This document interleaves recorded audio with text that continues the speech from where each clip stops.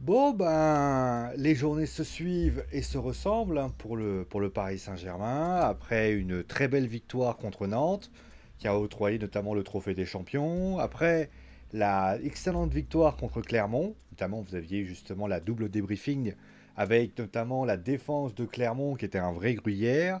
Eh bien, nous avons désormais le troisième match et le premier match du Paris Saint-Germain au Parc des Princes. On attendait de voir justement comment les supporters allaient réagir. C'était d'ailleurs la première fois que Kylian Mbappé allait jouer dans cette compétition concrètement aux côtés de ses partenaires. Et donc la question que tout le monde se pose, c'est est-ce qu'on a eu un grand Neymar, ça on verra après. Est-ce qu'on a eu un grand Mbappé, ça on verra après. Mais surtout, est-ce qu'on a eu les confirmations que ce qui s'est passé lors du match contre Clermont et Nantes, ça a été le cas. Eh bien, nous allons voir ça justement dans cette foot zone. Cette foot zone, eh bien, qu'on va tout de suite débriefer. C'est parti donc. Et oui, ah voilà, ça apparaît. Oh, je suis beau en plus, regardez, je suis en bas. Je vais même toucher un peu Neymar là-haut comme ça. Bon, allez, plus sérieusement, on va commencer tout de suite par, comme à chaque fois, par les compositions d'équipe du Paris Saint-Germain et du Montpellier. Alors, Christophe Galtier qui a quasiment tout, on va dire, gardé son 11 de départ. Le seul changement, c'est bien sûr l'arrivée, donc le remplacement, je veux dire, de Pablo Sarabia par Kylian Mbappé. Mais sinon, ça reste tout simplement la même chose. Donc, Doran Donnarumma, Marquinhos, Kipembe et Ramos dans 3.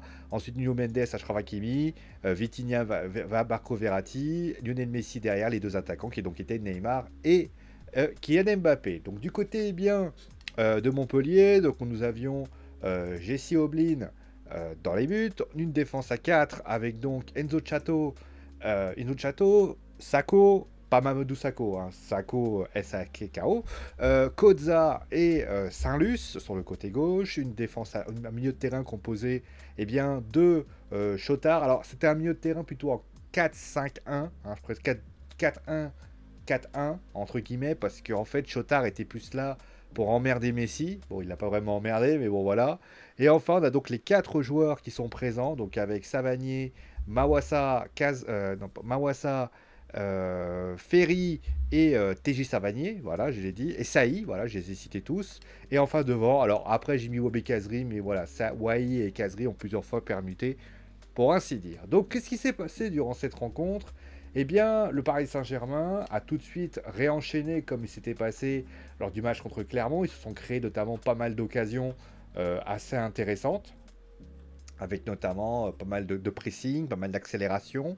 Et là, à ce moment-là, eh bien, Neymar tente une frappe, et le gardien peut s'en saisit. Et puis, il y a le penalty pour le Paris Saint-Germain, avec une main de Jordan Ferry qui donnait. Alors, encore une fois, alors je vais pas vous faire un truc où j'ai zoomé, etc.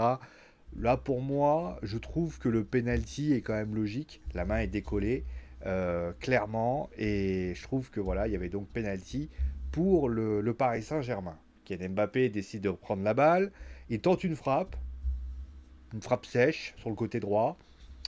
Je trouve que voilà, le penalty est pas, on va dire, mollement tiré, hein, il est bien tiré. Sauf que malheureusement, Jesse Omlin. D'ailleurs, à un moment donné, quand j'ai vu ça, je vais vous raconter la suite, Jesse Omlin, je me suis dit, le mec, il va tout arrêter. Parce après ça, Omlin, il s'oppose à Messi sur un coup franc. 29e minute, il y a une frappe, justement, de Messi qui est contrée. Et là, tu te dis, waouh, là, ils vont pas y arriver. Sauf que 39e minute, suite à une erreur en fait de ballon, en fait une perte de balle de Savanier, Hakimi donne pour Mbappé qui centre et à ce moment-là, Falaï Sako envoie la balle contre son camp. Voilà, donc 1-0 pour le Paris Saint-Germain. Penalty ensuite. Alors il y a eu un petit quelque chose, on va parler après, je pense. On va en parler après parce que je vais parler après de Kylian Mbappé. Le but de Neymar, voilà, donc sur penalty, après une main, encore une fois, il y a beaucoup de mains dans ce match, notamment sur un duel sur Messi, donc 2-0 pour le Paris Saint-Germain, et puis ensuite 3-0 pour le PSG, avec notamment un doublé, c'est-à-dire que Mbappé il lance Hakimi, qui là donne le ballon, tête plongeante, et donc 3-0 pour le PSG, tranquillement. Kazri qui va réduire la marque. Voilà, ça aussi, c'est un premier but encaissé des Parisiens. Donc voilà, avec un petit peu de largesse aussi, on a vu des Parisiens un peu moins en deçà, pour ainsi dire. Alors après, il faut quand même avouer que le PSG était très très fort, avec notamment pas mal de tirs cadrés. Et là, à ce moment-là, 69e minute, Kylian Mbappé sur un corner qui réussit à détourner la balle et l'envoie directement au fond des filets. Voilà, 69e minute. Il y a eu un but non accepté, voilà, tout simplement. Oblin qui s'est opposé à Mbappé également. Et à ce moment-là, eh bien, il y a eu un but de Neymar refusé. Et après, Renato Sanchez, donc, qui était rentré en jeu. Et à ce moment-là, eh bien, à parfaire cette belle soirée avec donc finalement un score de 5-2, puisque oui, eh bien, Chateau eh bien, marquera le dernier but parisien. Bon, bah, on va parler d'abord de Montpellier. Parce qu'en fait, je vais parler de Montpellier, après j'ai parlé de PSG, après j'ai parlé de Mbappé. Comme ça, à la limite, ça va faire un peu plus de transition. Donc, on va un petit peu changer comment on appelle ça? Le programme, le programme. Voilà, j'ai trouvé le bon mot, le programme. Et donc, qu'est-ce que j'ai pensé finalement de la prestation montpelliéraine? Bah, j'ai trouvé que Montpellier a essayé en fait de continuer à jouer leur jeu en long, en large et en travers. Alors c'est génial, hein, voilà, super. Mais en fait, tu te rends compte que bon, Paris est fort, Paris est très fort. Mais quand tu regardes les 5 buts que prennent que marquent les Parisiens, bah, tu te rends compte que c'est Montpellier qui se les donne, quoi. Je veux dire, la perte le premier but, quand tu imagines bien, tu as quand même un Paris Saint-Germain quand même assez dangereux. Et là, tu as un Savanier qui décide de faire je sais pas quoi avec le ballon. Et malheureusement, eh bien, il le perd un peu bêtement. Et là, les Parisiens en profitent et marquent le premier but.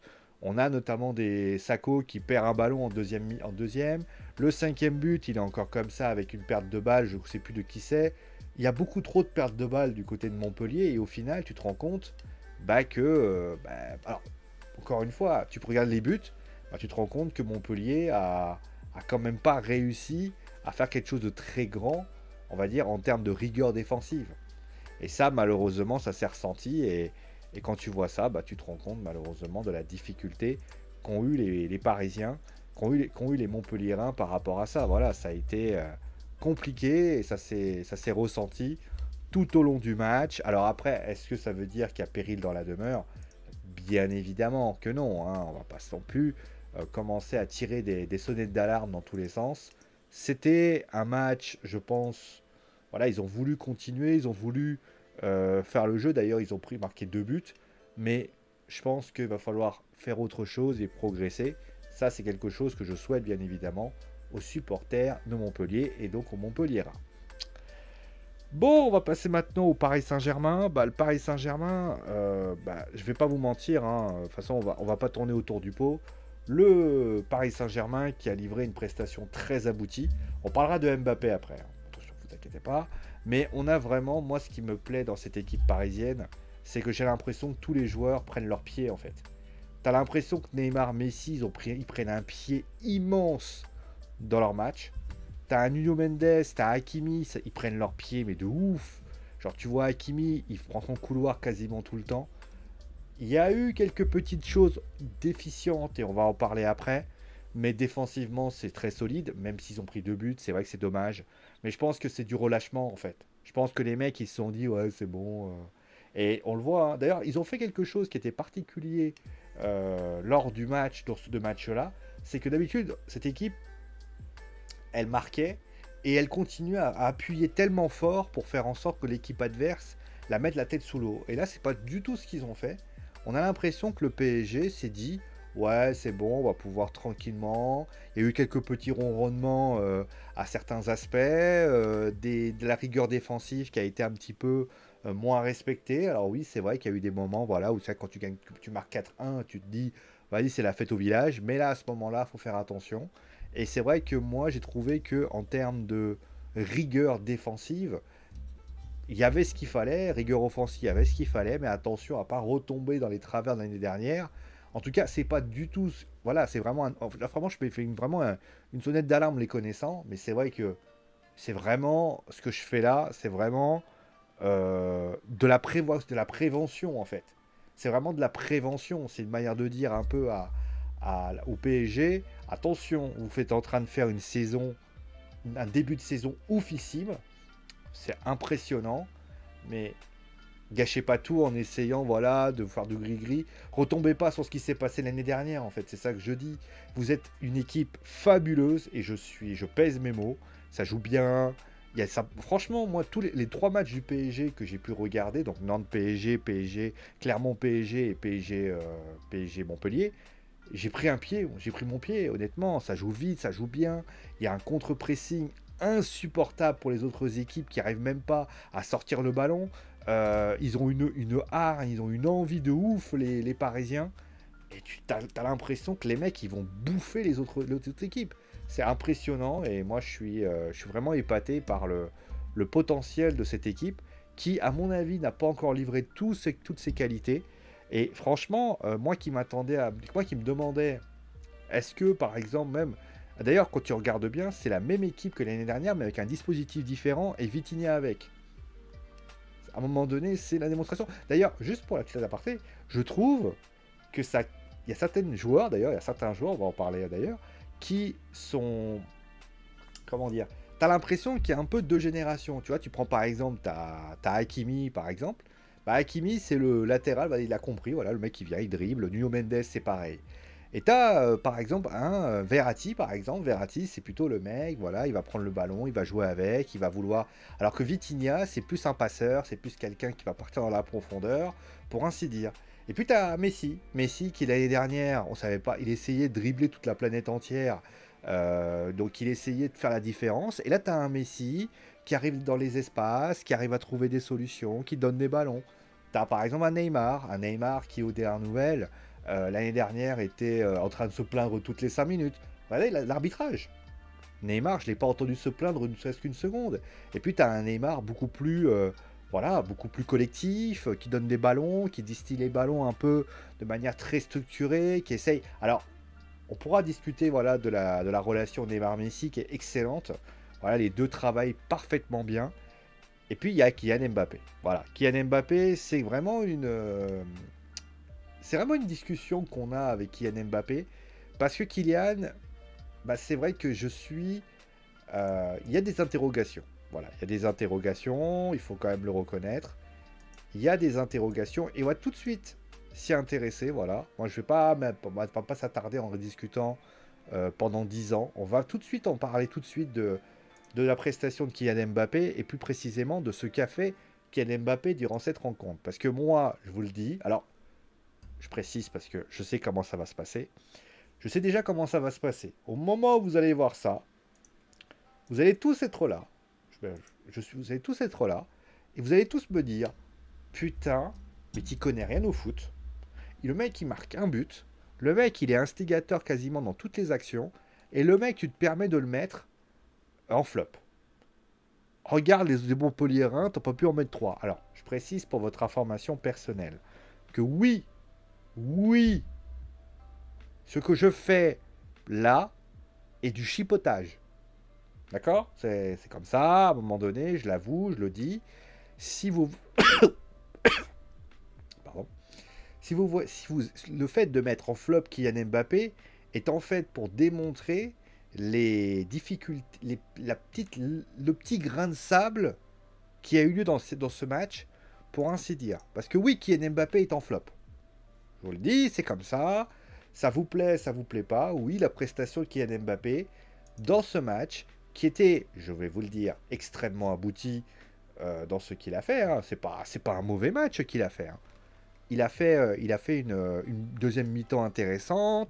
Il a marqué un but. Il a été notamment à l'origine, notamment du premier but. Il a notamment fait pas mal de choses. Et ça, je peux pas lui enlever. Honnêtement, je vais vous dire la vérité.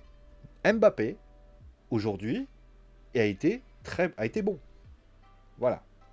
Maintenant, la question, pourquoi je le mets en flop? Je le mets en flop parce que je pars du principe que c'est l'attitude qui me déplaît. J'ai eu l'impression, alors, encore une fois, on se dit toujours que les attaquants sont spéciaux, un peu comme les gardiens de but. C'est-à-dire que quand vous avez un Kylian Mbappé qui loupe un penalty, on avait l'impression, vous savez, moi c'est quelque chose qui m'a beaucoup choqué. Enfin choqué, qui m'a beaucoup surpris, on va dire les mots un peu, on va éviter le superlatif gratuit. Mais moi, ce qui m'a étonné avec Kylian Mbappé dans ce match, je trouve que Kylian avait l'air de vouloir être le héros du PSG. C'est-à-dire que on avait l'impression que il voyait tous ses coéquipiers se dépouiller sur le terrain. Il voyait ses coéquipiers comme Neymar ou Messi, même d'ailleurs faire des retours défensifs, défendre, faire du pressing, etc., etc. Et lui, on avait l'impression qu'il se demandait où il était. Il essayait toujours de se trouver dans une bonne position pour marquer des buts. On avait l'impression que c'était le Mbappé 2020-2021, enfin 2020-2021, oui. Et au dernier, non même pas 2021-2022, qu'est-ce que je raconte. Et on avait l'impression qu'il voulait que ce soit encore le cas. Et j'ai eu envie de lui dire, mais Kylian, c'est un collectif. Tu le dis toi-même, tu l'as même dit plusieurs fois. C'est un collectif. T'as loupé ton penalty, ok, ça arrive à tout le monde. Et c'est pas la première fois que tu vas louper un penalty, tu en as loupé en équipe de France. D'ailleurs, regarde le match contre la Suisse, tu pourrais t'en parler. Sauf que l'attitude de Kylian Mbappé était faite de frustration, était faite de colère, et notamment, on avait l'impression que Mbappé n'était pas content de ce qui se passait. Alors, est-ce qu'il n'était pas content contre lui? S'il n'est pas content contre lui-même, pourquoi pas? À la limite. Mais je trouve, à ce moment-là, c'est l'exigence d'un grand champion. Et à partir de là, moi, je me dis, bon, surtout qu'il fait pas un mauvais match. Mais même dans l'attitude globale, il y a une image notamment qui est en train de sortir sur Twitter. C'est qu'il y a à un moment donné, il est en train d'accélérer. Il y a ses coéquipiers ils partent un peu sur le côté droit. Et au lieu de vouloir, il se désintéresse complètement de l'action. Et là, il se met à trottiner. J'ai vu Mbappé ne pas vraiment vouloir défendre. Attention, moi, pourquoi je le mets en flop? Parce que, attention, vous avez Neymar et Messi qui font énormément d'efforts au niveau défensif. C'est-à-dire, Messi, il fait que du pressing. Et Neymar défend énormément. Il fait des fautes un peu conconnes, mais bon, à un moment donné, t'es attaquant, voilà. Il faudrait pas que Galtier se dise attends, vous allez défendre? Bah oui, mais lui, il veut pas. Là, ils ont retrouvé une équipe. C'est pas pour qu'il y en ait un qui fasse la gueule à chaque fois que ça. Encore une fois, je le répète, son flop n'est pas relié à la prestation que je juge plutôt bonne, mais plutôt sur l'attitude en lui-même qui m'a fortement déplu. De plus, moi, ce qui m'a aussi déplu dans cette histoire, pour si je peux me permettre, c'est peut-être aussi la fin de match. Alors ça, c'est plus global en fait. C'est-à-dire que tout le monde a scandé le nom de Mbappé, tout le monde adorait Mbappé, d'ailleurs Neymar c'est le même combat, d'ailleurs Neymar on pourrait le dire pareil, là par contre c'est tout le monde. Hein. Et on avait que 5-6 joueurs parisiens qui ont venu fêter devant les supporters parisiens. C'est-à-dire que les mecs ils sont pas contents quand ils se font siffler comme des sous-neufs, mais par contre, quand on leur demande, quand ils sont en train de les encourager comme jamais, et bah tu sais quoi, les mecs ils te regardent, ils te font ouais, vous savez quoi, allez vous faire foutre, je veux pas machin. Bah non, je suis désolé. Et donc moi mon point de vue là-dessus c'est que c'est vraiment dommage. Voilà, ça aussi c'était la petite aparté. Encore une fois, je rappelle, parce que je sais que certains vont même pas écouter, vont voir, enfin, vous savez quoi, il y a des gens qui vont voir l'image, ils vont imaginer que Mbappé, en fait, je l'aime pas. Alors déjà, première chose, si tu penses que je n'aime pas Mbappé, alors déjà, le concept d'amour et de haine, pour ma part, pour un joueur de foot que je ne connais pas, est relativement superflu, hein, contrairement à certaines personnes, hein, demandez à un casseur de télé professionnel, mais concrètement qui fait des vannes qui ne fait rire que lui. Mais en tout cas, entre guillemets, moi j'ai plusieurs fois mis en top Kylian Mbappé. Cette année, c'est plus Neymar. Là, ça fait 2 semaines de suite que je mets Neymar en top. Là, je vous l'annonce. Mais concrètement, moi, Mbappé, pour ce match, il m'a un peu... Il est bizarre. Après, je vais vous dire la vérité. C'est à Mbappé, à un moment donné, de me faire fermer ma gueule. Parce que c'est ce que je veux. Moi, vous savez, un genre de foot qui ferme ma gueule, je kiffe. Parce que voilà. Alors, je sais qu'Kylian Mbappé ne verra jamais ma vidéo. S'il la tombe dessus, je serais content. On fera une petite interview, tu vois. Un peu à la Colin interview. J'adore ça en plus. Mais voilà, pour ainsi dire. Bon, ensuite pour les tops. On va revenir au top. J'ai mis quand même un Montpellierin. J'ai quand même mis Jesse Oblin parce que bon, faut quand même avouer qu'il a quand même fait d'énormes arrêts. Et le penalty de Mbappé, je le répète, est pas facile à sortir. Je le dis clairement, il n'est pas facile à sortir. Et ça, il faut quand même le reconnaître. Voilà. Ensuite, le numéro 2. Ah, pardon. J'ai mis Nuno Mendes parce que je crois que Chato a vécu un enfer. Hein, et ça a été un enfer pour ce pauvre Chato. Enfin, il y a Nuno Mendes et il y a Achraf Hakimi. Les deux côtés, c'est très fort. Mais c'est vrai que j'ai beaucoup aimé Nuno Mendes, qui a été un putain d'enfer. C'est lui qui coûte les pénaltys. C'est lui qui fait ci, c'est lui qui fait ça. De toute façon, les latéraux parisiens en ce moment sont infernales. Et je trouve que Nuno Mendes, la semaine dernière, j'ai mis en avant Achraf Hakimi. Cette semaine, je mets en avant Nuno Mendes. Voilà, comme ça, il n'y a pas de jaloux. Et donc Nuno Mendes, très bon joueur. Et honnêtement, moi je trouve que Paris, on dit souvent que Leonardo a sorti des joueurs un peu à la concon. Bah voilà, Nuno Mendes, voilà un latéral gauche, franchement sympatoche, que j'aime beaucoup, pour ainsi dire. Et le numéro 1, bon bah là, j'ai même pas besoin de le présenter, Neymar. Neymar qui me fait plaisir. Combien de fois je l'ai mis en flop, Neymar, l'année dernière. Et là, il marque un doublé, il tente des frappes, il fait passer, il est passeur décisif pour Mbappé. Après, son seul défaut, c'est qu'il est parfois un peu copain-copain avec Messi. Tu vois que les deux, ça joue ensemble. Hein. Et parfois, ils oublient. Alors, peut-être pour ça aussi que Mbappé faisait la gueule. Parce qu'il s'est peut-être dit, ouais, attends les gars, moi je veux bien à un moment donné, mais jouer avec moi, quoi. Ce que je peux comprendre. Parce qu'à un moment donné, Mbappé, il a pas, ils ont une connexion entre les deux. Peut-être qu'ils ont envie aussi que la connexion soit à trois. Après, je peux comprendre aussi que ça va prendre du temps. Et en tout cas, Christophe Galtier devra se dépatouiller de cette histoire parce que si Mbappé voit que Messi et Neymar on veut jouer à deux, veut jouer ensemble, et pour ainsi dire, ça peut devenir un problème, pour ainsi dire. Donc après numéro 2, j'ai mis TJ Savanier. Alors TJ Savanier, c'est un peu pour l'ensemble de son œuvre que j'ai trouvé très décevant, TJ Savanier. Moi, j'ai beaucoup ce joueur en général, hein, je le trouve très sympa. Mais là, pas ouf. C'est lui qui perd la balle sur le premier but. C'est lui qui, voilà, il a essayé quelques petites choses de ci, de là. Mais vraiment un match décevant de la part de TJ Savanier à l'image de son équipe offensive. Hein. Wai a été nul. Voilà, mais en tout cas, lui, franchement, moi j'aime beaucoup ce joueur. C'est pour ça que je le mets, voilà. Mais en tout cas, voilà, TJ Savanier décevant dans ce match. Et enfin, le premier, bah, c'est Sako, parce que Sako, bah, but contre son camp. Le deuxième but, bah, à un moment donné, bah, c'est un peu pour lui. Il met une deuxième main avec le but de Neymar. Il aura été dans tous les mauvais coups, Sako. Et au final, eh ben, c'était une déception et on peut quand même regretter ce qui s'est passé. Voilà. Après, comme je vous l'ai dit, ce sont des choses qui arrivent, hein, clairement. Mais voilà, en tout cas, voilà ma liste de joueurs. Je rappelle une dernière fois parce que je sais déjà. Je peux préciser, j'aime bien faire de la prévention collective. Mbappé, je n'ai pas mis Mbappé en flop pour ce qu'il a redonné, mais plus pour l'attitude. Ok. Allez, merci à vous tous en tout cas pour tout simplement ce match. Donc là, on a eu deux matchs aujourd'hui. Voilà, je voulais vous faire Monaco et j'ai pris plaisir d'ailleurs pour voir Rennes Monaco. La Ligue 1 me plaît bien en ce moment, hein, faut quand même le reconnaître. Donc on va continuer dans cette voie-là, bien sûr. Demain, je préfère le préciser hein, pour vous donner.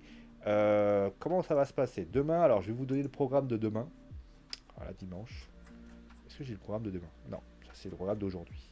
À noter d'ailleurs que pour information, je vais peut-être aller m'intéresser la semaine prochaine pour le match entre Manchester United et Liverpool. Parce qu'il fait des choses à Manchester United et je sais que je sais pas quelque chose de bien. D'ailleurs, pour info, le Barça qui est tenu en échec, donc qui est tenu en échec à un score de 0-0 et Busquets d'ailleurs a été exclu.